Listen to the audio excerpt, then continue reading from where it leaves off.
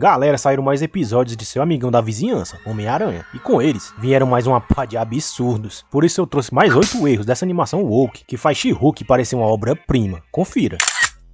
8. Música de abertura. Já quero começar falando de algo que eu deixei de fora no último vídeo, a música de abertura da série, que não tem nada a ver com o Homem-Aranha. Lembrando que eu já fiz um vídeo completaço, mostrando 8 erros de seu amigão da vizinhança, mas devido ao lançamento do episódio 3, 4 e 5, eu precisei trazer esse segundo vídeo. A música é da banda The Match Club, e é incrível. A batida, a letra, a vibe, e faz diversas referências aos vilões do Homem-Aranha, assim como as diversas versões do Cabeça de Teia nas animações, mas na minha opinião, não carrega nem de longe a identidade do Peter Parker. E é aí que está o problema, pois ele, em teoria, é o protagonista dessa série. Agora eu quero que você faça um exercício. Pausa esse vídeo e abre uma nova aba do YouTube dando play nesse remix, no idioma original. Só que ao invés de pensar no Parker, imagina que a música é tema de uma série do Miles Morales. Ok, você fez isso? Percebe como a música encaixa muito melhor com o personagem do Miles, que nos passa muito mais uma atmosfera das ruas do Brooklyn, dentro do contexto da sua história. Isso inclusive corrobora com a teoria dos fãs, que diz que o seu amigão da vizinhança, na verdade, era uma série do Miles Morales, mas devido ao desgaste da Marvel com os fãs na fase 4 e a mudança de rota, eles mudaram completamente o projeto para abordar o Homem-Aranha original, do Peter Parker. E se você analisar essa animação por essa ótica, vai ver que isso faz total sentido. Basta reparar no quanto o Peter Parker está deslocado nesses 5 primeiros episódios, dentro do que deveria ser a sua própria história. Acha que eu tô exagerando? Então pausa essa música tema no minuto 2:50 e você vai ouvir a frase que é o maior slogan do Miles Morales. Abre aspas. Eu sigo meu próprio caminho. Eu vou fazer minhas próprias coisas. Fecha aspas. Ok, deixando a birra de lado, recomendo que salve a música no seu Spotify, porque ela é muito boa e gruda que nem chiclete na mente. Só fuja da versão em português, que é podre.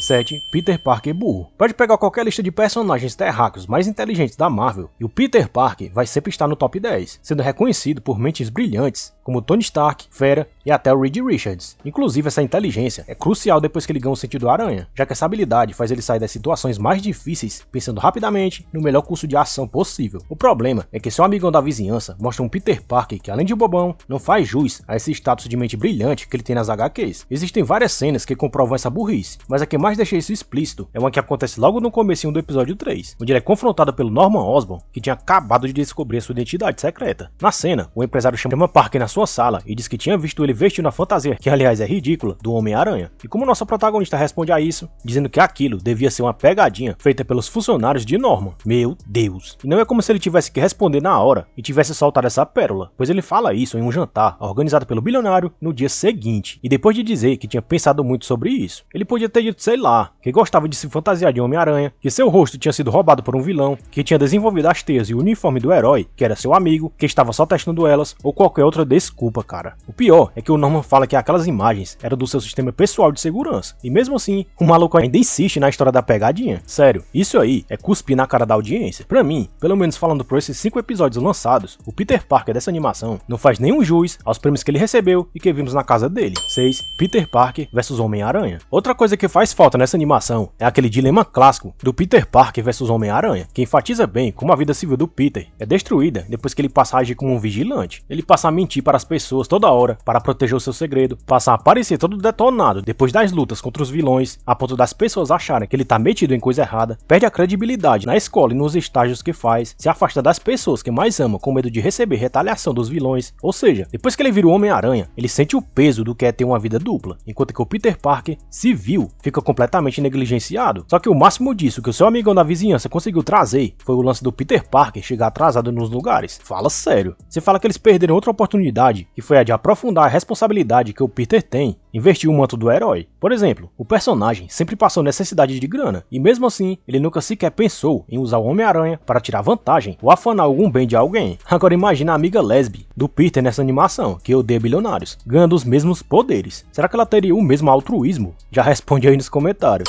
5. Falta de criatividade. Parando para analisar esses 5 primeiros episódios como um todo, eu não consigo tirar nada criativo deles, nada épico, nenhum diálogo memorável, ou sequer uma cena de ação empolgante dessa animação. Eu sei que isso é muito da cabeça do criador, mas não dá para acreditar que um cara tenha sido pago para criar uma animação dessas, que conta uma história dos top 3 maiores super-heróis de todos os tempos, e o cara não consiga pelo menos chupar uma coisa boa lá dos quadrinhos. Chega a ser irritante mesmo. Acha que eu tô exagerando? Até o uniforme branco do Homem-Aranha, que ele usa depois de se juntar ao Quarteto Fantástico, sarcástico nas HQs, eles conseguiram deixar comum aqui, e sem propósito algum. Enquanto que nos quadrinhos de crise de identidade, o Peter passou a usar vários trajes diferentes para que as pessoas não reconhecessem ele nas ruas como Homem-Aranha, aqui ele usa todos como uma espécie de teste, para saber qual se adequa mais a ele, até que chega no branco. O problema é que com tantas fantasias diferentes, as pessoas que não vão conseguir fixar na mente que o Homem-Aranha é que está protegendo elas. Mas para não dizer que a criatividade passou batida nessa série, podemos pelo menos dizer que o arco do Lápide se sustenta, e talvez seja a única coisa razoável nessa animação. 4. Os diálogos continuam ruins. Se você achou os diálogos dos 2 primeiros episódios ruins, aqui eles pioram bastante. Desde o Peter passando vergonha, tentando convencer o Norman, dizendo que ele não era o Homem-Aranha, até o Lincoln se desculpando com a Pearl e ela respondendo isso aqui. Então você esperou aqui fora que nem um perseguidor. Mas principalmente, os diálogos entre o Homem-Aranha e os vilões são vergonha alheia total. Você faz crossfit, né? Vou pontuar alguns exemplos. Quando o Peter tá na casa da Nico, a mãe adotiva dela vai no quarto e pede sua ajuda, dizendo que um de seus irmãos de criação tinha feito uma bagunça na cozinha. Cara, ela usa o termo irmão de criação, só pra escancarar, pra quem não tinha entendido ainda, que a Nico era adotada, quando eles poderiam apenas ter mostrado a família inteira e a gente já entenderia a situação. Mas pior do que isso é, quem é que fala assim? Nico, parece que um dos seus irmãos de criação fez uma bagunça na cozinha. Em outra cena do Lincoln com a Pearl, ele não quer contar pra ela sobre o lance da galera da 110 e que precisou ficar no lugar do irmão. E o que ela fala pra ele se sentir seguro, a ponto de se abrir com ela? Isso aqui. Ninguém gosta de caras durões. Em outra cena, quando o Peter enfrenta um casal de bandidos, que aliás, de novo são brancos, a mulher faz questão de humilhar o homem depois que ele é derrotado, não apenas falando isso aqui, como falando que sua mãe estava certa o tempo todo sobre ele. Ou seja, até quando ambos são derrotados, homem e mulher possuem ineficiência em usar os apetrechos tecnológicos, a culpa sempre é do homem.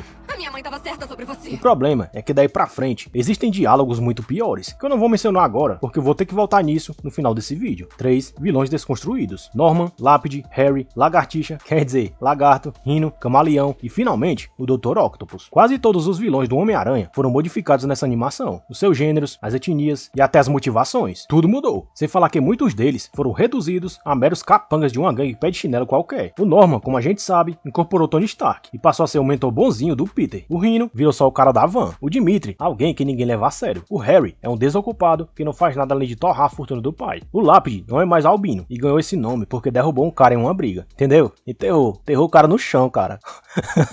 Olha a galhofa. O Lagarto mudou de etnia e de gênero. O Dr. Octopus virou o malvadão capitalista que vende equipamento tecnológico para lucrar. Inclusive, eu acho que o construtor deveria entrar com um processo contra ele, porque isso é plágio. Mas falando especificamente do Otto, que foi revelado como o grande vilão da série, não ficou muito claro a motivação dele para fazer tudo isso. Pelo que vimos nesses 5 episódios, ele tá enchendo um cofre com dinheiro, simplesmente porque ninguém considera ele tão relevante quanto bilionários como Tony Stark e Norman Osborn. Ou seja, se ele quer subsídios para construir algum aparato tecnológico, como fez no segundo filme clássico do Homem-Aranha. Mas a mensagem que a animação passou é que ele só quer se tornar alguém tão rico quanto os bilionários da cidade. Mas se você quer saber como ele vai limpar aquele dinheiro todo para poder usar depois, ou porque ele não usa sua genialidade e invenções tecnológicas para criar sua própria empresa, melhor esquecer, porque o Jeff Tremel, o criador dessa bagaça, não tá nem aí para responder essas questões. Ah, mas esse é outro universo da Marvel, então essas mudanças são aceitáveis. Acredite, esse é o argumento mais usado pelos fãs de seu amigão da vizinhança para passarem pano para isso, para essa animação. Porém, essa falácia vai se tornando cada vez mais imprecisa à medida que os episódios são lançados, já que essa animação faz questão de se ligar à trama do filme Capitão América Guerra Civil, que é canônica no CM. 2. Lápide é o verdadeiro protagonista. Desde o primeiro episódio que o arco do Lincoln é bem construído, tirando o lance do preconceito falso que ele sofreu, que aliás, só vemos uma vez lá no início. Se bobear, o Lápide já deve até ter mais tempo de tela que o próprio Peter Parker, que é o protagonista, sendo que claramente a história caminha para que ele se torne o líder da galera da 110, que aliás, o autor já fez questão de estabelecer que são os bonzinhos da história, apesar de se bobear, serem todos fichados pela polícia. O problema é que se a gente comparar o arco do Lápide com o arco do Peter Parker, parece até que é o Lincoln que é o protagonista e seu amigão da vizinhança, o que faz até a gente pensar, será que o Jeff Tremel na verdade não queria fazer uma série woke sobre o Lápide, mas a Marvel não botou fé, dando a ele o Homem-Aranha? Porque vendo isso agora faz todo sentido. Porém, a minha maior preocupação, se é que eu me preocupo com alguma coisa nessa série, é que toda essa tensão com o Lincoln só se justificaria se eles estivessem planejando colocar ele como grande vilão da série, coisa que eu duvido que aconteça, já que ele é o rosto das minorias que o autor finge abordar. Sinceramente, eu acho que a história do Lápide é boa, apesar dele não ser albino. Mas pra onde ela vai? Será que ela vai ter algum propósito maior, além de servir como uma pauta política?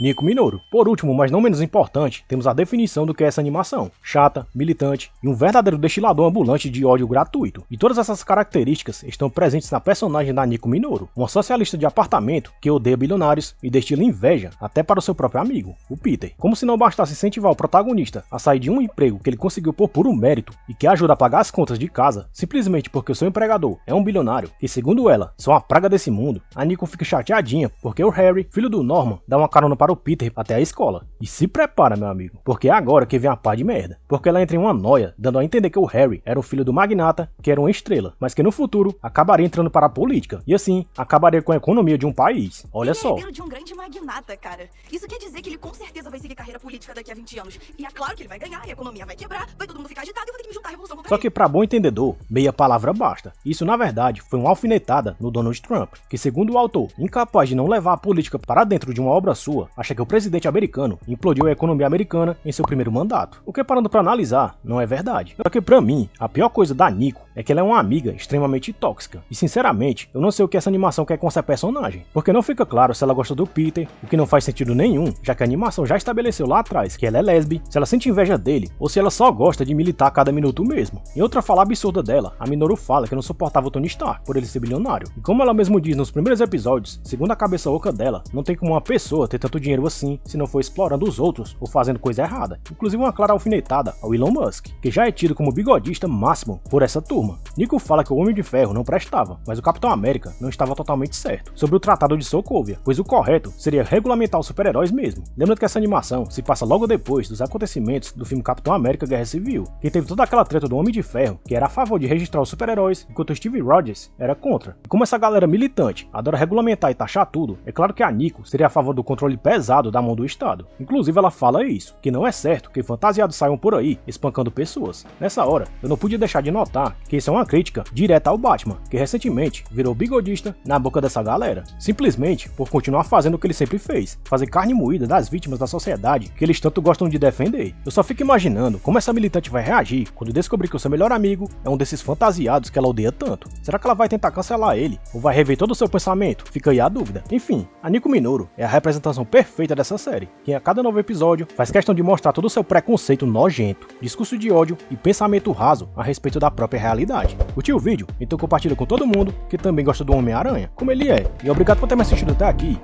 Valeu!